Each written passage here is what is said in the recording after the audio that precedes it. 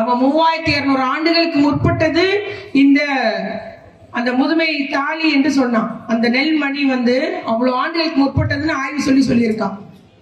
சரி, நம்ம கீழடியில் எடுத்த அந்த அகழ்வாராய்ச்சியா இருக்கட்டும், அங்கு கண்டுபிடிக்கப்பட்ட பொருளா இருக்கட்டும், இல்ல நம்முடைய சிவகலையில கண்டெடுக்கப்பட்ட பொருளை எல்லாம் வச்சு நம்ம ஆய்வறிக்கை எடுத்து தமிழன் 3200 ஆண்டுக்கு முன்பே இப்படி ஒரு கட்டடம் கட்டி ஒரு நாகரிகத்தோட ஒரு நகரமயமாக்கப்பட்டு இந்த அளவுக்கு வாழ்ந்திருக்கிறான், அன்னைக்கே நெற்பயிர் பயிரிட்டு இருக்கலாம் என்றெல்லாம் நம்முடைய பெருமையை சொன்னா நம்ம அனுப்பியிருக்கோம். ஆய்வறிக்கை ஏத்துக்கிட்டுச்சா? மோடி அரசு ஏத்துக்கல. ஆய்வறிக்கை ஏத்துக்கவே இல்லை, திருப்பி அனுப்புனாங்க. இது சரியில்லை, அது சரியில்லை, அதை கூட இதை கூட எல்லாம் நம்ம ரிப்போர்ட் வச்சு மறுபடியும் கொடுத்துருக்கோம். ஆனாலும் அவங்க அந்த கீழடி ஆய்வறிக்கையை அது என்ன தமிழே நம்மளுடைய பெருமையை பேசுறானே, அதற்கு இன்னைக்கு சயின்டிபிக்கா பழங்காலத்தில் உள்ள பொருட்களை வச்சு ஆய்வு பண்ணி அந்த மாதிரி அறிக்கை சமர்ப்பிக்கானேன்னு சொல்லிட்டு நம்முடைய தமிழகத்துக்கு, தமிழ்நாட்டுக்கு, தமிழ் மொழிக்கு பெருமை வந்துடக்கூடாதுன்னு சொல்லி அந்த ஆய்வறிக்கை ஏத்துக்கலங்க மோடி அரசு. பெருசா வாய்கிலேயே பாஜக எல்லா மேடையிலும் பேசுறாங்க. மோடி திருக்குறள் பேசுறார். திருக்குறளை நீங்க கொலை செய்யாம இருந்தா சரி. என்ன திருக்குறள் பேசுறாரு கேட்க எங்களுக்கு கஷ்டமா இருக்கு. ஏசுறாரா திட்டுறாரானே தெரியல. நீ அப்படி தமிழ் பேச வேண்டியதில்லை. ஒரு இடத்துல திருக்குறளை பேசினாப்ப தமிழ் அவங்க பெருமையை பேசுறாங்க. எங்க மொழி வேணுங்க, நீ கீழடி ஆய்வறிக்கைக்கு ஏங்க பதில் சொல்லணும் கேட்டா பதில் இல்லை. அதனால நீங்க இப்ப தேர்தல் வருதுன்னதும் பல வேஷம் போட்டு இன்னைக்கு வர்றாங்க. ஆனா நம்முடைய தமிழ்நாட்டு மக்கள் மிகவும் விழிப்புணர்வுடையவர்கள், எதையும் நம்பி ஏமாற மாட்டார்கள் என்பது நமக்கு தெரியும். அது போல பாத்தீங்கன்னா சிலர் வடக்கிருந்து வந்தவங்க நம்ம சொல்றாங்க, நம்முடைய திராவிட முன்னேற்ற கழக செயல் வீரர்களுக்கு, தமிழர்களுக்கு தேசப்பற்றே இல்லைன்னு சொல்றாங்க. தேசப்பற்று வகுப்பு நமக்கு எடுக்கிறாங்க. முதல்ல சிப்பாய் கழகத்துக்கு முன்னால வேலூர்ல புரட்சி ஏற்படுச்சு இல்ல, அதுதான் முதல் நம்முடைய சுதந்திர போர்னு சொல்லணும். வேலூர் புரட்சி தான். கிட்டத்தட்ட 1800லயே வேலூர் கோட்டையில வெள்ளக்காரனை எதிர்த்து ஒரு பெரிய துப்பாக்கி வெடிச்சது, பெரிய புரட்சி ஏற்பட்டுச்சு. அது காரணம் என்ன தெரியுமா? அதுவும் நம்முடைய மண்ணு தான். இங்க உள்ள எட்டயபுரம், பாஞ்சாலங்குறிச்சி போன்ற அந்த சீமையிலிருந்து பிடித்து செல்லப்பட்ட பாளையக்காரர்கள், குறிப்பாக கட்டபொம்மன், ஊமத்துறை, வீரன் சுந்தரலிங்கம் அவனுடைய அவனை ஊட்டிய வீரன் தான் அன்னைக்கு வேலூர்ல அந்த பாளையக்காரர்களால் உருவாக்கப்பட்டது. அந்த புரட்சி வெடிச்சது. ஆகவே அத்துணை ஒரு தேசப்பட்டு உடையவர்கள் தமிழர்கள்.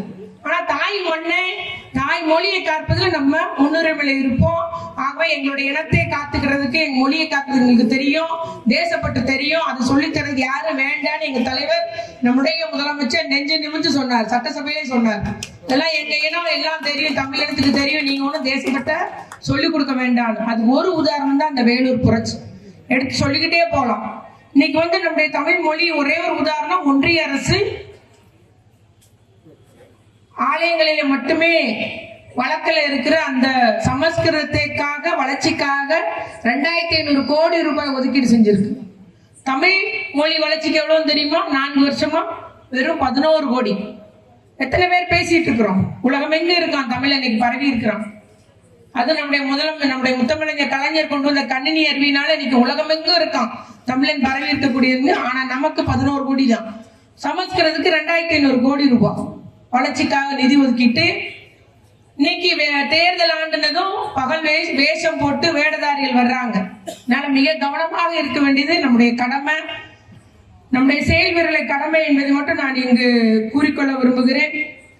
எத்தனை மோடிகள் வந்தாலும் சரி, எத்தனை அவதாரங்கள் எடுத்து வந்தாலும் சரி, புதுசா எத்தனை வேஷம் கட்டி வந்தாலும், புதிதாக நாங்க கட்சி தொடங்குற எவ்வளவு ஒரு பாவனை செஞ்சு வந்தாலும் சரி, நாம நிச்சயமாக இது தாய் தியாகிகளின் ரத்தத்தால் சிவந்த இந்த மண்ணை நம்ம காப்போம், நம்முடைய மொழியை காப்போம். ஒரு நாளும் இந்தி மொழியை ஆதிக்கத்தை இங்க வரவிடாமல் நுழைய விட மாட்டோம் என்ற உறுதியை நாம் இந்நன்னாளில் நாம் அத்துணை பேர் உறுதியெடுப்போம். அதுபோல அன்னை தமிழை காக்க உயிர் விட்ட அந்த தியாகிகளுக்கு மீண்டும் என்னுடைய வீர வணக்கத்தை செலுத்தி, வாழ்க தமிழ், வளர்க திராவிடம், வெல்க நம் பயணம். இந்த 2026 தேர்தல் என்பது மிக முக்கியமான தேர்தல். சாதாரண தேர்தல் கிடையாது.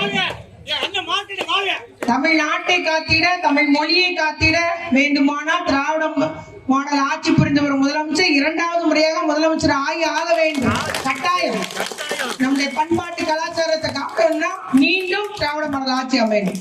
செய்திகளை உடனுக்குடன் தெரிந்து கொள்ள கீழ்க்கண்ட கேபிள் மற்றும் டிடிஎச் நெட்வொர்க்குகளில் எம்நாடு செய்தி தொலைக்காட்சியை காணுங்கள். பாதகம் செய்பவரை கண்டால் நாம் பயம் கொள்ளலாகாது பாப்பா. மோதி மிதித்துவிடு பாப்பா, அவர் முகத்தில் உமிழ்ந்துவிடு பாப்பா. அண்மை செய்திகளை உடனுக்குடன் தெரிந்து கொள்ள இணைந்திருங்கள் எம்நாடு தொலைக்காட்சியுடன்.